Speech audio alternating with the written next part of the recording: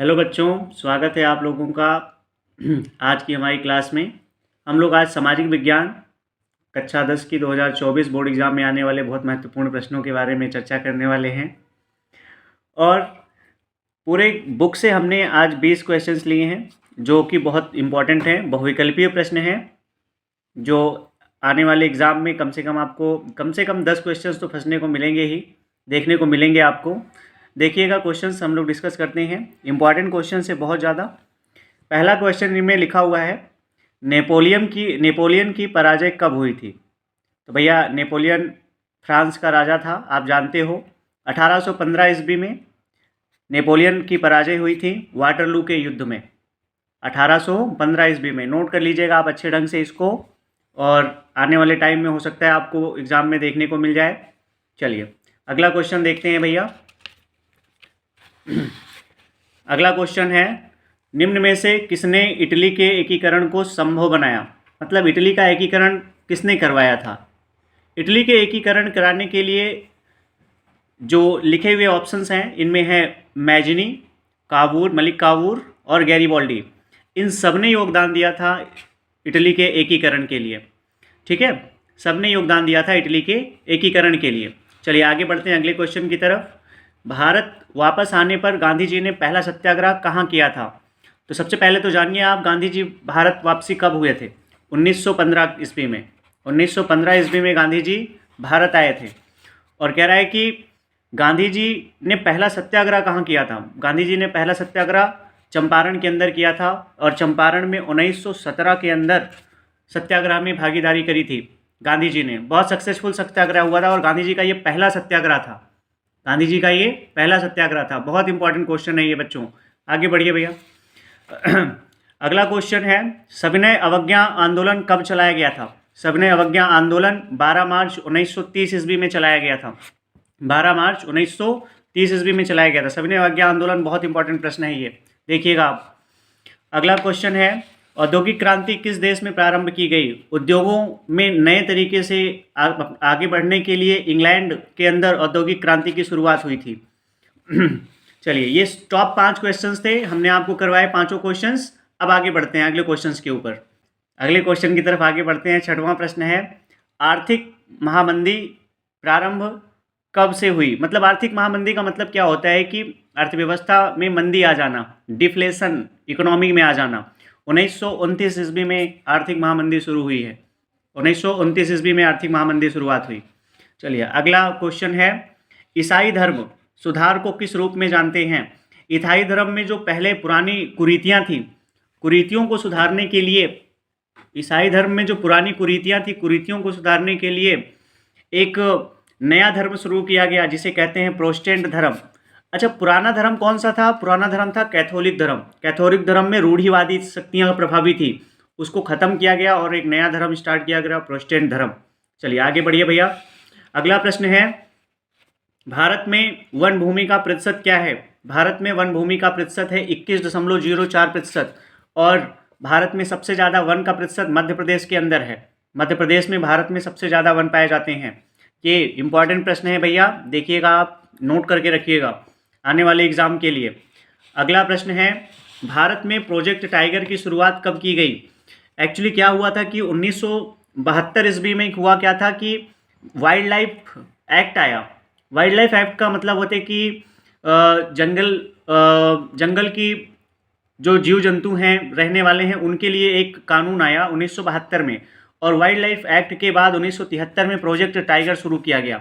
और project tiger के तहत बहुत सारे जगह पे टाइगर उद्यान बनाए गए हैं। ठीक है, इंपॉर्टेंट प्रश्न है ये। 1973 में प्रोजेक्ट टाइगर की शुरुआत करी गई। चलिए अगले प्रश्न पे आगे बढ़ते हैं। रिहंद घाटी परियोजना किस नदी पर स्थित है? रिहंद घाटी परियोजना सोन नदी पर स्थित है। सोन नदी पर स्थित है। सोन नदी कहाँ पे है? तो उत्तर प्रदेश के अंदर है और उत्तर प्रदेश से होती हुई गुजरती है ये। अगले प्रश्न पे आगे बढ़ते हैं। भारत का सबसे ऊंचा तटबंध बांध, मोस्ट इंपॉर्टेंट प्रश्न है भैया ये, इस पे स्टार लगा लीजिएगा और इससे क्वेश्चन बनते हैं, हर बारी बनते हैं एग्जाम में। देखिए, भारत का सबसे ऊंचा तटबंध कहाँ पे स्थित है? तटबंध की बात कर रहा है, ये कन्फ्यूजन वाला क्वेश्चन है, थोड़ा ध्यान दीजिएगा। तटबंध टिहरी बांध, टिहरी बांध है। और भारत का सबसे बड़ा बांध कौन सा है? तो हीराकुंड बांध है। इंपॉर्टेंट प्रश्न है, ध्यान दीजिएगा। सबसे ऊंचा बांध है, तटबंध ऊंचा बांध कौन सा है? टिहरी बांध। और सबसे बड़ा बांध कौन सा है? हीराकुंड बांध। ध्यान से पढ़िएगा, इस पे कंफ्यूज ना होइएगा आप। अगला प्रश्न है, इनमें से कौन सी रबी की फसल है? मतलब इस समय जो वर्तमान समय में चल रहा है, दिसंबर महीना, इस समय में जो फसल बोई जाती है नवंबर और दिसंबर के महीने में, उस फसल को कहते हैं रबी की फसल। और इसकी कटाई होती है मार्च और अप्रैल के समय में, मार्च के समय में। और इनमें से आप जानते हो, चावल बरसात के मौसम में बोया जाता है, मोटे अनाज हैं, मोटे अनाज भी लगभग बारिश के मौसम में बोए जाते हैं। कपास तो जानते ही हो आप, अलग बात हो गई है। कौन सा आएगा? चना आएगा, ग्राम। ठीक है, 12 प्रश्न हो चुके हैं, 12 के 12 इंपॉर्टेंट हैं। आते हैं भैया 13वें प्रश्न पे।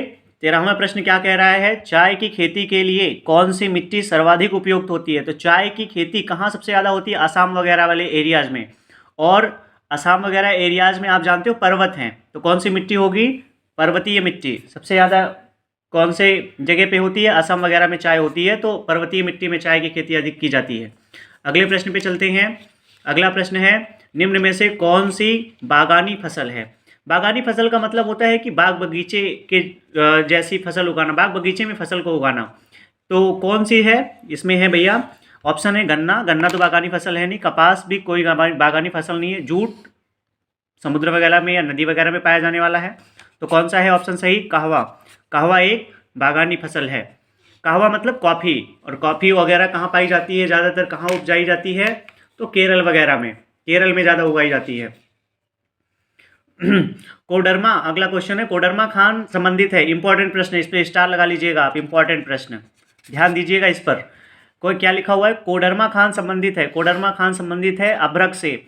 अभ्रक को कहते हैं माइका, इंग्लिश में कहते हैं माइका। और ये अभ्रक जो है भारत में सबसे ज़्यादा मात्रा में पाई जाती है। पूरे विश्व में कहीं अगर अभ्रक पाई जाती है तो भारत सबसे ज़्यादा, वहाँ भारत में पाई जाती है, विश्व में सबसे ज़्यादा।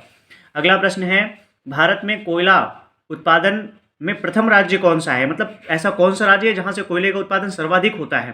तो सर्वाधिक कोयले का उत्पादन होने वाला राज्य है झारखंड। ये आपसे मैप वाले में भी पूछता है कि वह स्थान बताइए जहाँ पे कोयले का उत्पादन सर्वाधिक किया जाता है, तो आप क्या बताएंगे? झारखंड में है। और झारखंड को दर्शाना होगा, बिहार के बगल में है, बिहार से दाहिनी तरफ है, पूर्व की तरफ मैप में आप देखेंगे तो। चलिए आगे बढ़ते हैं भैया अगले क्वेश्चन के ऊपर। अगला क्वेश्चन है, बॉक्साइट किसका प्रमुख अयस्क है? तो बॉक्साइट है भैया, सिंपल सी बात है, एल्यूमिनियम का अयस्क। ये तो केमिस्ट्री के अंदर भी पूछा जा सकता है। और एल्यूमिनियम का अयस्क है, तो एल्यूमिनियम के अयस्क बॉक्साइट का फॉर्मूला क्या होता है? Al2O3.2H2O, ये होता है बॉक्साइट का फॉर्मूला। चलिए आगे बढ़ते हैं, 17 क्वेश्चन हो चुके हैं। 18वें क्वेश्चन पे आते हैं भैया। 18वां प्रश्न है, बेल्जियम किस महाद्वीप में स्थित है? बेल्जियम किस महाद्वीप में स्थित है? तो बेल्जियम तो सिंपल सी बात है, आप जानते हो बेल्जियम की राजधानी ब्रुसेल्स है, और बेल्जियम यूरोप महाद्वीप में स्थित है। बेल्जियम की राजधानी पे ध्यान रखिएगा, यूरोप है। आप जानते हो श्रीलंका और बेल्जियम वाली कहानी सुने होंगे। चलिए आगे बढ़ते हैं। निम्न में से कौन सा संघीय सूची का विषय है? देखो सूचियाँ 3 प्रकार की होती हैं, राज्य सूची, संघ सूची, समवर्ती सूची। तो बात कर रहा है किसकी? ये संघीय सूची का विषय है। इसको ध्यान से देखिएगा। संघीय सूची का मतलब क्या होता है? रक्षा वाला मामला है, रक्षे वाले मामले हो गए। और जितने भी केंद्र सरकार के द्वारा निर्धारित किए जाते हैं वो संघीय सूची के विषय होते हैं। तो रक्षा किसका मामला है? केंद्र सरकार का मामला है। चलिए आगे बढ़ते हैं। 20वां प्रश्न जो हमारा है, 20वां प्रश्न है, द्वितीय क्षेत्र को अन्य किस नाम से जाना जाता है? तो क्षेत्र 2 प्रकार के लिखे हुए हैं, आप देख पा रहे हैं। प्राथमिक क्षेत्र, प्राथमिक क्षेत्र होता है जो कृषि क्षेत्र होता है। कृषि क्षेत्र, कच्चे माल जहाँ से उत्पादन किए जाते हैं उसको कहते हैं प्राथमिक क्षेत्र, प्राइमरी सेक्टर कहते हैं। और द्वितीयक क्षेत्र में प्राथमिक क्षेत्र से प्राप्त किया हुआ माल जाता है और वहाँ पे क्या होता है? मैन्युफैक्चर होता है, और उससे नए नए तरीके के प्रोडक्ट, नए प्रकार के बनाए जाते हैं। तो नए प्रकार के सामान कहाँ बनाए जाते हैं? औद्योगिक क्षेत्र के अंदर। और इस तरीके से हमने आज 20 के 20 क्वेश्चंस एकदम बढ़िया तरीके से कवर किए हैं। और आशा करता हूँ आप लोग बढ़िया ढंग से पढ़ेंगे भी, अच्छे ढंग से तैयार करेंगे। और आपके लिए जो आज का प्रश्न है होमवर्क के लिए दिया जा रहा है, इसको आप कमेंट बॉक्स के अंदर छापिएगा अच्छे ढंग से। क्या लिखा हुआ है? फ्रांस की क्रांति कब हुई थी? फ्रांस की क्रांति कब हुई थी? ये आपकी जिम्मेदारी है, आप कमेंट बॉक्स में लिखेंगे कि कब हुई थी क्रांति, और थोड़ी सी इसके बारे में डिटेल भी देंगे। उम्मीद करता हूँ आज की क्लास बढ़िया लगी होगी। धन्यवाद।